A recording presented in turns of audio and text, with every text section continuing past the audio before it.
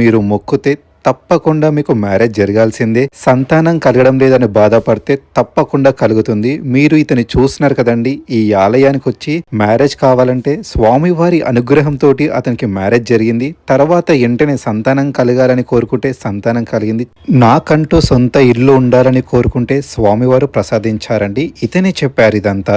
ఈ దేవాలయంలో వచ్చిన భక్తులతోటి జలాభిషేకం, క్షీరాభిషేకం, పంచామృతం చేపిస్తారండి. ఇతర ఏ ఆలయంలో భక్తులతోటైతే చేపించరండి.